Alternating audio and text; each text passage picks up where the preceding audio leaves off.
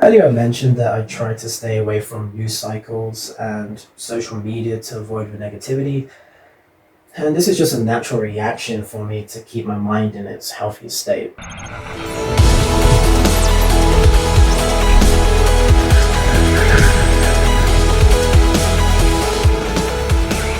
Viewer participation is really encouraged. Please leave a comment, a question, a rebuttal, anything below in any of the YouTube videos or the Instagram posts. And I'll be personally reviewing all of these and answering them all in one final video. Emotions also have the ability to influence which memories will naturally resurface in our minds, and negative emotions will more strongly resonate with negative experiences. Though negative emotions can play a pivotal role in certain circumstances, such as grieving, but that is also out of the scope of this series. So, should we forgive institutions like the police, and more importantly, the murderer that led us down this path by killing an innocent man? Yes, it's what's best for everyone, including yourself. Justice will still be served, as long as we act rationally and objectively to seek out and make sure that actions have consequences. We don't have to trade our ability to hold people accountable to their actions when we learn to forgive. All that happens is that we will more easily find peace. There are so many things in the world to be angry about, and so many injustices will still go unresolved. You can either choose to be buried by the enormous weight and burden living in a dysfunctioning world and become nihilistic, or you can let go of all the anger and resentment and use hope to move forwards and make the world a slightly better place day by day. It might sound a bit cheesy, but if on this earth we are all stuck, might as well make it not suck. Pragmatism will always be more effective and a safer tool to use than anger. So as a society, we should really encourage more of this than we currently do. And we should discourage people from thinking that their rage is justified and that it's their right. Even though it is their right, it's also your right to drink yourself to death. But we don't encourage people to do that either. I've personally found my life has become much easier since turning my back on anger and resentment towards others. Learning to readily forgive anyone that I felt treated me unfairly has paid back several fold on the investment it took to get me there. Because without even realizing it, I was carrying around so much resentment for people that I've never even met. I was angry at events that hadn't even directly affected me yet. These things consumed my mind, took up my energy, and more importantly, took away my focus and in turn my agency to work on my own life. I may have been an extreme example of carrying around too much anger, but I found that even a small amount isn't a small amount too much. It's just a matter of degrees. People often overestimate the scope of where they can have a significant impact, but underestimate the significance of their impact on their immediate scope. Given enough time and effort, I believe even your average person can transform their life and those immediately around them in a way you wouldn't believe. It's actually quite overwhelming when you become aware of all the ways you can improve the situation of your own and the other people around you. One issue is that it requires vision. Most causes of action will take time to see the results manifest and bear fruit. Most people overestimate what they can do in 1 year and underestimate what they can do in 10. This is why people will often not try out new things that can make a huge difference because of the time it will take to see the change. I've come across people who have told me that I work too hard, or it's just better to live each day one at a time. It's easy for them to feel justified when making those claims because from their perspective, my effort hasn't made my situation significantly better than theirs. What they don't realize is that in the end, results are not linearly proportional with the time and investment made. In fact, a linear model for relationships is generally not very common. There are two far more common models, or rather, one in a forwards and backwards direction. Exponentially diminishing returns and exponentially appreciating gains. Typically, human abilities that are bound by the laws of nature follow the trend of diminishing returns. For example, you will gain more muscle in your first year of lifting than in your second, and more in your second than in your third. However, when it comes to opportunities and success, the opposite is true. The more you succeed, the more opportunities that will be thrown your way, the more opportunities you can pursue, and the more opportunities you can succeed at. But that isn't just true for monetary gains, but also for so much more. Imagine becoming a master in an art or a craft. You can impact your knowledge and skills on everyone around you, and maybe even generations to come, leaving a legacy making the world a significantly better place. If being a better human can make those around you better, and in turn those around them better too, then you can propagate a change that can have a huge impact. Though, you must first master yourself, and one step to doing that is learning how to forgive. Hey, so you're getting the real me today. I'm just gonna talk into the camera. Gonna be a 5-minute clip, a 5-minute update. No jump cuts, no script. I know what I want to say roughly. I know what topic I want to talk about. I just don't know exactly how the words are gonna come out. Right now I'm burnt out. Not with software engineering as a discipline, but maybe just the software engineering industry as a whole.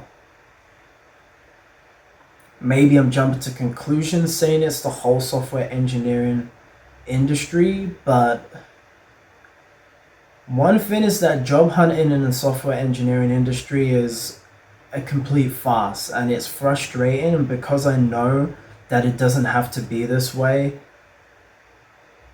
it frustrates me even more. You know, like if you are stuck with a situation that you don't like, but there's nothing you can do about it, there's nothing that anyone can do about it, somehow surrendering to that situation and defeat is relieving, at least compared to being forced through a situation that you know can be changed, that you know that you don't have to suffer through. It's like the unnecessary suffering that really breaks people, and even the Nazis knew this. They used it against the Jews when in the concentration camps to make them take cement bags or whatever they could find, just heavy material, and drag it from one side of the concentration camp all the way to the other side, only then to drag it back to where they first picked it up. Think about how defeating that feels. And you know that there's no reason for that. It is torture.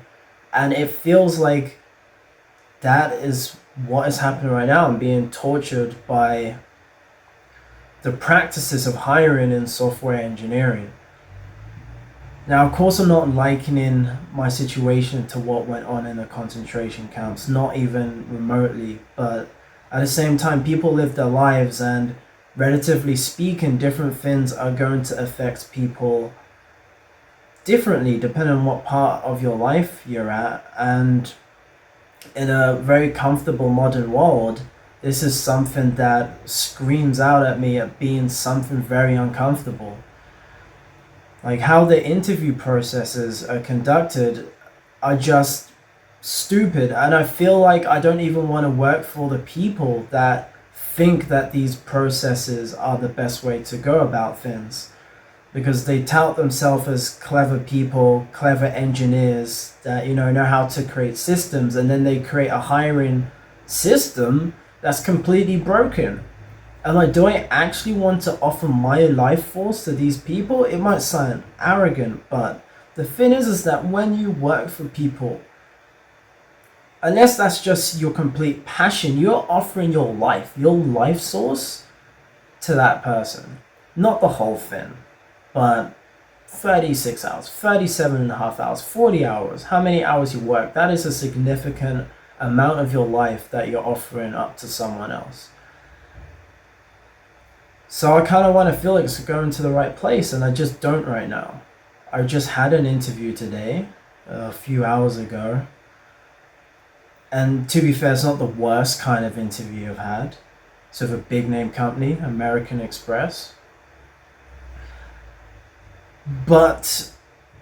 And while I don't want to hate on the people that gave me an opportunity for the interview, because I don't, considering the constraints of what they decided was appropriate for an interview, they were actually really good interviewers. It's just that the whole fundamental process of an interview is flawed. Like, just sit me there and ask me questions on the spot, ask me code questions on the spot, thinking that my fucking brain is gonna work as best as it can on the spot. Like, everything that I've done, all the best things I've ever done has never been on the spot. It's taking careful thought and consideration. It's a thing. And the thing is like, well, it's an interview. You can only ask people shit on the spot. Like, what else are you gonna do? It's like, no, you don't have to. You can let people prepare for an interview. You can let people do maybe the coding challenges before the interview, and then you walk them through what they have done in the actual interview. Kind of like what happens at work. Like when you work as a programmer, you write code and then you submit it and then it gets reviewed where the other person will essentially walk through the code with you. They may do it with you there, they may do it with you not there, but it doesn't matter. Like, no one works with someone fucking like hanging over their shoulder like, oh, what are you doing, what are you doing, what are you doing? No one works like that. And I know I'm supposed to have a new segment lined up, but you know what, fuck it. I'm not gonna do it. I'm not gonna do it. I don't have the energy for it. Because, you know, I would want to be funny. I don't feel funny right now. I feel fucking pissed, frustrated. And to be honest, not much has happened apart from coronaviruses doing coronavirus things. I did have news segments lined up. A funny one was pet cat in UK catches COVID from its owners. So it's the first pet with coronavirus. I could have done something funny with that, but not feeling funny. Also, for some reason, the US thinks that the UK has responded to COVID-19 at an elite level, even at a world-class level, someone thinks. I mean, could get into it. Interesting, now we're all wearing masks in shops and things like that. It's not a bad step up. It's late. Better late than never. Boris Johnson, desperate for Trump to lose election to Joe Biden. So much I could have done with that. Don't have the energy for it. Because it's surprising, really. There'd be quite a lot of interesting context to that. Germany, by far most admired country. Really? I know I brought up the example about the Nazis earlier, but the Germans beat themselves up about that more than anyone else would. So I'm not surprised. Like, Germany is a very nice country. Like, I'd actually live in Germany for a little bit. Like, I considered learning a bit of German. Because I know a bit from school, but I'm really picking it up and just going to Berlin. I really enjoyed Berlin. It's a nice atmosphere. Apart from moving to America, the only other country I've considered moving to would be Germany. So I'm not surprised. But then what was surprising was that US is an admired country, of course, because of its economics. But then China and Russia also vying for second, and that just makes me think the whole thing is skewed. So those are the 4 stories we would have covered. You kind of get a little bit, but I'm too frustrated to do anything with that. And I'm almost a bit too frustrated to make some funny edits. So it's just going to be no edits. Nothing. But I'll keep the episode length to 15 minutes. And that's only the tip of the iceberg. Like, the company I work for, I just had my 1-year anniversary last week. And I got an annual review. And that is basically spelt the beginning for the end. But I'll save that till next week. So I guess this is me signing off. Thanks for watching episode 3. Wasn't quite what I planned it to be at the beginning, but I don't want to be too rigid, and I'm going to talk more about how things are going to change in the next episode. Thanks. Bye.